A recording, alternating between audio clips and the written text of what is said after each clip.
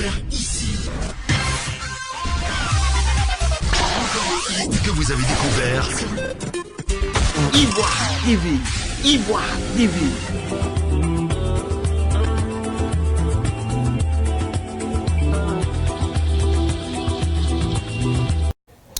Merci à vous de nous rejoindre sur ivoiretv.net pour cet entretien avec la comédienne Amoin, très connue de la série Ma Famille. Alors beaucoup d'Ivoiriens se demandent où est passée cette célébrissime actrice, épouse de Quadio, qui pendant les années 2000 a fait véritablement vivre des moments inoubliables avec des scènes dont elle seule avait le secret. Alors, malade, puis annoncée guérie suite à une prière et puis redevenue malade plus tard. Qu'est-ce que Amoin devient et surtout, est-ce que la guérison était un leurre et si c'était pas le cas, est-ce qu'elle a dit vrai en son temps lorsqu'elle annonçait un peu partout qu'elle était guérie sur plusieurs entretiens? Kofi Amoin, bonsoir. Bonsoir. Merci de nous recevoir encore chez vous à Bobo.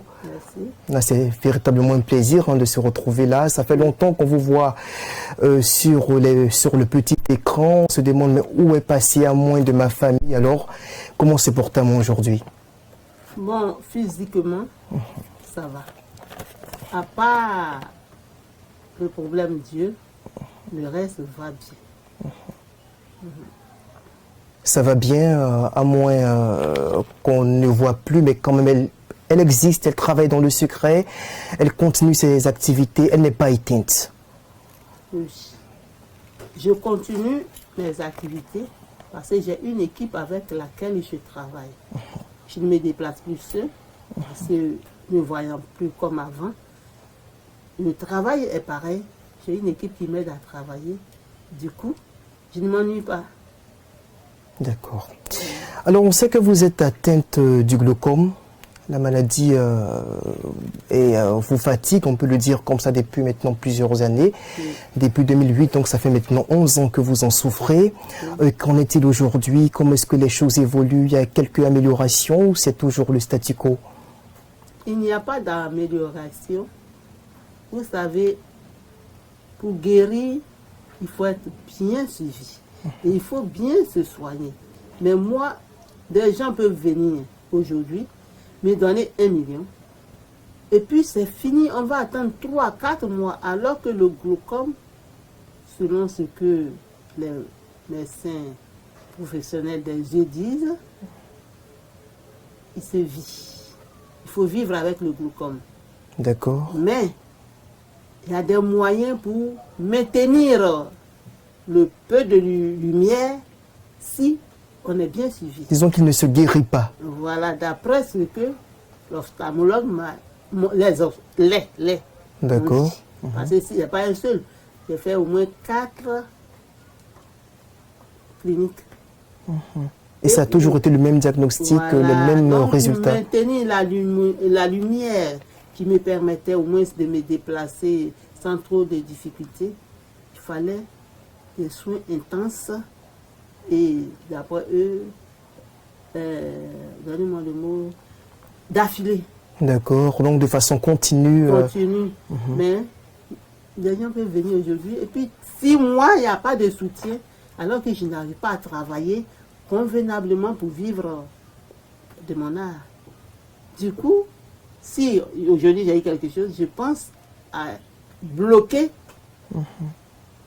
la dégradation de la maladie. Du coup, je ne peux plus travailler parce qu'il faut faire face aux soins.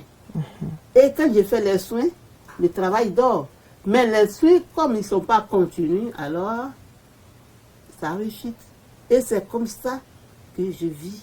Je vis et je vis. Et là, mes yeux sont en train carrément de me lâcher.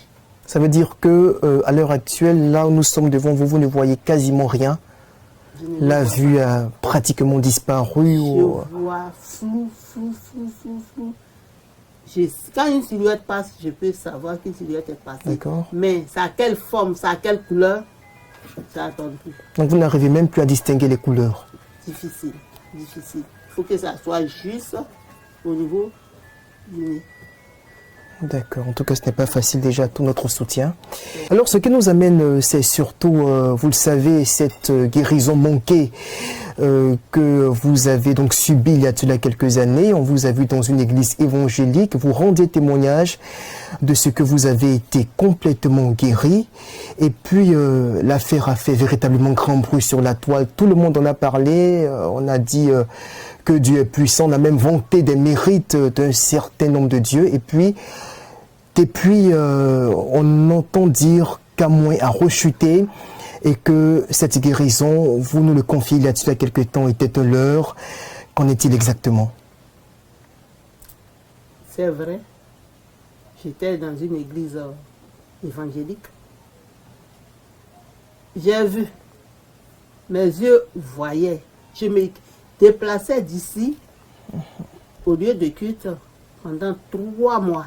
J'allais toute seule à l'église et je revenais toute seule malgré le nombre de voitures dans Abidjan qu'on connaît. Alors vous confirmez qu'après la prière de cet homme de Dieu, vous avez effectivement recouvré la vue? Et ça n'a duré que 3 mois. Parce que je me souviens bien, un mardi, j'étais sortie et je rentrais. Quand je suis tombée à l'entrée de ma maison sur un gros morceau de braise. C'est ce que j'ai senti sous le pied droit, sous la plante du pied droit. Et il y a une brûlure qui a pris le pied droit et qui a traversé tout le long du corps côté droit et tombé sur le côté gauche. D'accord. Et du coup, la maladie a repris. Et là, nous sommes en quelle année? C'était en 2015, non? Oui. Il y a tout là 4 ans donc. 2016 par là. Et je suis repartie à l'église.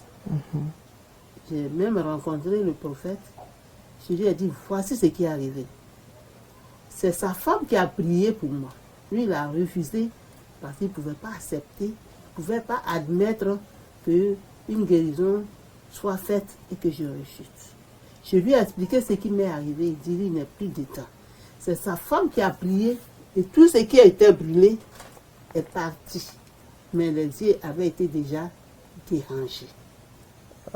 Vous dites bien qu'il a refusé de prier pour vous. Selon vous, c'est dû à quoi ce refus? Pourquoi? Il dit, lui, il ne peut pas concevoir que je sois guéri et que je rechute. Lui, il ne peut pas concevoir ça, que c'est que ma foi n'est pas assise. Pour moi, je suis revenu. Je suis revenu m'asseoir. Puisque c'est lui qui a fait et que j'ai pu me déplacer. Non, je suis parti, lui a expliqué, je lui ai bien dit. Je lui ai bien dit que ce n'était pas ça. Et depuis là, je cours. Et c'est là que vous avez rompu votre, disons, votre fréquentation de ce lieu de culte-là? Oui. Vous avez été frustré par son attitude ou bien... Bon, frustré, c'est pas lui qui m'a rendu malade. Enfin, je veux dire quand même le fait qu'il n'ait plus pris, selon ce que vous dites, votre cas à cœur, qu'il ait refusé donc de prier pour vous. Je suppose que ça a dû créer en vous un certain sentiment de frustration, parce que vous attendiez peut-être à une assistance de sa part. Oui, j'ai été quand même déçu. Puisque je suis assise, comme les autres fidèles, personne ne s'occupe de moi. Bon, ça m'indisposait et je suis venue chez moi. Parce qu'il ne suffit pas d'aller s'asseoir et puis revenir sans réponse à ton problème, à ta question que tu poses à Dieu. Donc je suis revenue chez moi. Alors je rappelle que vous avez connu cette église, selon ce que vous aviez raconté en son temps, par l'intermédiaire de Tante Youssou, une autre actrice du monde de la culture ivoirienne, qui fut PCA donc du Burida en son temps. Et c'est elle justement qui vous aurait conduit dans cette église après avoir elle-même, d'après toujours les témoignages que nous avons reçus, été guérie toujours par la prière de ce prophète. Vous confirmez ces circonstances? Bon, Tante Youssou, c'est pas par son canal. Nous nous sommes retrouvés là-bas. D'accord. Ce qui est sûr, c'est la femme d'un artiste qui m'a invité là-bas. Et c'est elle qui rendait témoignage de sa guérison. Et j'étais allée la féliciter. Et l'onction est venue sur moi. Et j'ai reçu ma guérison. Ok, donc ce n'est donc pas Tanti Oussou qui vous a conduit dans cette assemblée. Non, nous nous sommes retrouvés là-bas. D'accord. Nous nous sommes retrouvés là-bas. D'accord. C'est au moment de son témoignage que je suis montée, aller la féliciter. Et c'est là que ils ont su que j'étais là, malade. Et ils ont prié pour moi. Et ça a marché. Ok, alors nous avons interrogé certaines personnes de cette église avant de venir vers vous pour leur demander un peu leur part de vérité sur cette affaire. Et il y en a qui nous ont confié comme ça que d'après ce qu'ils ont pu observer dans les moments qui ont suivi cette prière durant laquelle vous disiez être guéri, vous tâtonniez encore lorsque vous entriez dans la cour de l'église. Vous aviez du mal à retrouver votre chemin, parfois vous butiez contre certains obstacles. C'était compliqué, c'était pas évident pour vous de vous déplacer aisément. Cette version des faits contredit finalement ce que vous nous disiez à l'instant, parce que vous dites que vous arriviez à vous déplacer normalement. Eux, par contre, ils nous disent que ce n'était pas vraiment le cas.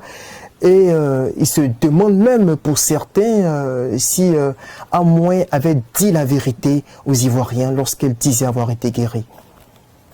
Moi, je confirme. Pas parce qu'aujourd'hui, je suis assise comme ça, que je vais dire qu'il n'y a pas eu effet.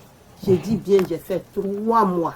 Et c'est après les 3 mois que j'ai commencé à tâtonner parce que j'avais plus de vue. Je confirme et j'assume. Quel plaisir de faire le loge de quelqu'un qui ne m'a pas arrangé. Non. Je sais que j'ai passé 3 mois. Et mes enfants peuvent témoigner, mes proches peuvent témoigner. Le jour-là même, j'ai reconnu la couleur. Et c'est ce jour-là que j'ai découvert que l'église était grande. Pourquoi mentir? J'ai bien envie de guérir, mais pas dans les mensonges. Non, je ne peux pas mentir. Alors, la vidéo continue de circuler sur Internet. Beaucoup de gens, en voyant ce qui vous était arrivé, ont envie de se diriger vers cette église-là. On se dit, voici un homme de Dieu que Dieu utilise, tout ça. Vous ne démentez pas cela, mais de toutes les façons, vous parlez de guérison éphémère aujourd'hui. Qu'est-ce que cela vous fait quand vous voyez que la vidéo de votre guérison circule? Donc l'opinion pense qu'Amoué est guéri, alors que ce que vous vivez au quotidien, c'est la souffrance, c'est toujours, vous êtes toujours écrasé par cette maladie. J'ai demandé même qu'on retire la vidéo. J'ai pas eu d'oreille pour m'écouter. De façon officielle? Avec eux. Je leur ai dit que je n'étais pas guérie. D'accord. Mais moi, j'ai tenté même d'enlever la vidéo, mais c'est pas moi qui l'ai placée. Je ne sais pas comment ils ont fait pour mettre là-bas. Sinon, les gens m'appellent. Il est où, il est où? Ben, actuellement, même, je ne sais même plus où se trouve l'église parce qu'ils ne sont plus dans leur ancien emplacement. Voilà, je ne sais même plus où ils sont. Mais est-ce que vous avez clairement demandé aux autorités de cette église-là de retirer la vidéo? C'est ce que j'ai dit là. J'ai dit, comme le contact n'était plus établi, on ne s'occupait plus de moi. Moi, j'ai dit, je ne suis pas guérie. Et je ne me reconnais plus dans la vidéo. Moi, j'ai dit ça. Mais il n'y a personne. À qui? À un prophète là-bas, un pasteur, un des collaborateurs de l'homme de Dieu? Si je dis j'ai indexé quelqu'un, non. Ça, à mon niveau ici, je voulais enlever. D'accord. Mais je ne suis pas technicienne de la chose, je n'ai pas réussi. Mais ils savent que je ne suis pas guérie, ils savent ça. Et ils savent ça. En principe, ils devaient retirer. Même quand elle, la guérison qu'elle a proclamée là, c'est parti encore. Donc, sinon, la guérison a été éphémère. Je dis bien éphémère, ça a duré que 3 mois. C'est moi qui parle. C'est pas quelqu'un qui parle à ma place. C'est moi qui ai vécu la scène. C'est moi qui ai vécu le moment. Ça a été éphémère. J'ai dit bien 3 mois. J'allais toute seule. Je traversais ici, je partais. C'est quand je suis montée sur la braise que je vous explique là, que je n'ai même pas vu. Mais j'ai senti cette braise-là sous mon pied à l'entrée de la porte du salon. Voilà. Aujourd'hui, si on demandait à moins de refaire confiance au spirituel pour recouvrer sa guérison, est-ce que vous le feriez? Est-ce que vous seriez amené encore à aller vers un pasteur, un autre prédicateur, pour bénéficier de ses prières? Dieu est Dieu. Il a sa volonté et il a le temps. Si aujourd'hui, un homme de Dieu vient et dit à moi, je suis venu prier pour toi, je suis prête. Puisque la médecine moderne a jeté l'éponge. D'accord. Alors, on m'a dit de ne plus aller en consultation parce que les nerfs sont paralysés et que tant que les nerfs ne sont pas encore sur pied, on ne peut rien faire pour moi. Moi, je me remets à Dieu. Je le regarde. C'est lui qui m'a créé. S'il a les pièces de rechange pour les voitures, je sais qu'un jour, il aura la pièce de rechange de mes yeux. Ça, j'ai foi. D'accord. En tout cas, je pense qu'on va terminer avec quand même parler de ce qu'il en est des projets de Amouin. La carrière aujourd'hui est en veilleuse. On ne voit plus Amouin sur le petit écran. Amouin, ça reste un souvenir, je veux dire agréable, que les Ivoiriens et le public africain gardent tout de même. Aujourd'hui, quels sont les projets immédiats de Amouin dans le court, le moyen et le long terme? Le coup est que actuellement, j'ai un film sous la main. Et depuis 2017, sur son propre, j'ai tenté de réaliser ce film-là. Mais dommage, comme je le disais, le volet santé prime sur le travail. Parce que tant que je ne suis pas en bonne santé, je ne peux pas faire le travail. Du coup, même les 10 premiers épisodes que j'ai commencé, je ne peux pas les terminer. D'accord. Mais le volet décor village, lui, il ne reste que peut-être 13 séquences. Puis nous allons venir tourner à Abidjan ici. D'accord. Sinon, les projets, il y en a. Le coup, c'est ça, là. M'aider à réaliser moi-même mon film, là. Femme d'affaires. D'accord. C'est lui qui me tient à cœur. Sinon, j'ai au moins 15 scénarios, dont 5 sont bien écrits, qui attendent d'être financés et réalisés. Et à moyen terme, qu'est-ce que vous envisagez? Peut-être mieux professionnaliser votre carrière de cinéaste? Bon, c'est de mettre ma structure en valeur. D'accord. Parce que j'ai une structure qui s'occupe du cinéma, du conte et du théâtre. D'accord. La preuve en est que, bon, le 8 et le 9 novembre, il y a le Festival international de paroles de conteurs qui sera en action. Et qui est à votre Abidjan, initiative? ici. Oui, c'est mon D'accord. festival.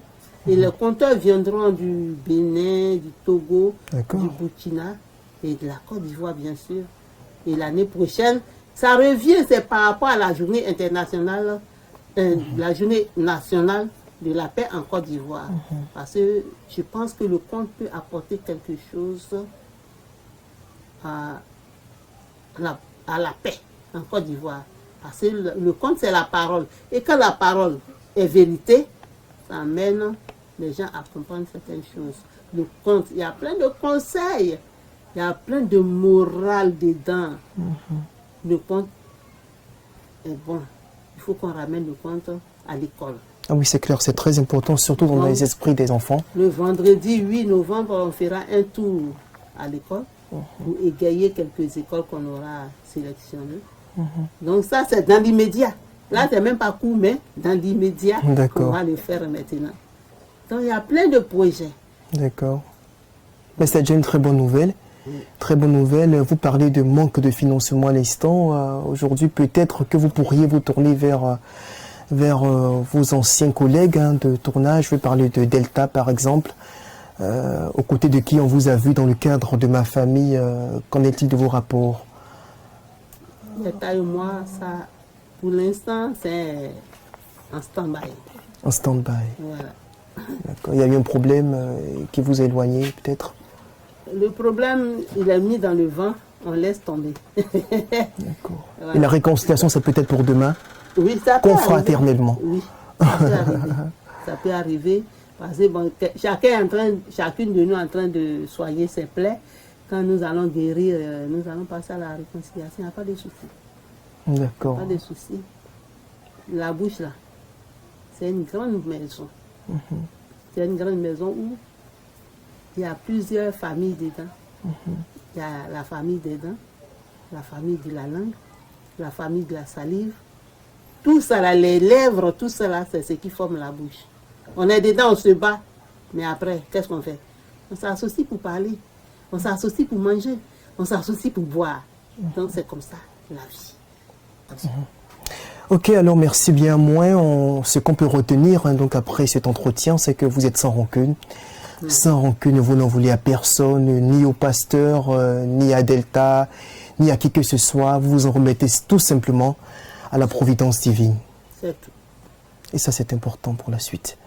Où je suis, je sais que mon cœur n'a pas de place pour les rancunes. Pour ma guérison, j'ai besoin d'être libérée. Parce que c'est un problème linéaire. Et si je veux accumuler les problèmes, non, je ne vais pas guérir. Donc j'ai tout vidé où je suis là. Je ne regarde que mon Créateur. Lui qui m'a fait venir sur la terre là. C'est lui seul qui sait ce qu'il réserve pour moi. C'est tout. Certainement, peut-être un dernier mot sous forme d'appel que vous pourriez lancer à ceux qui nous suivront.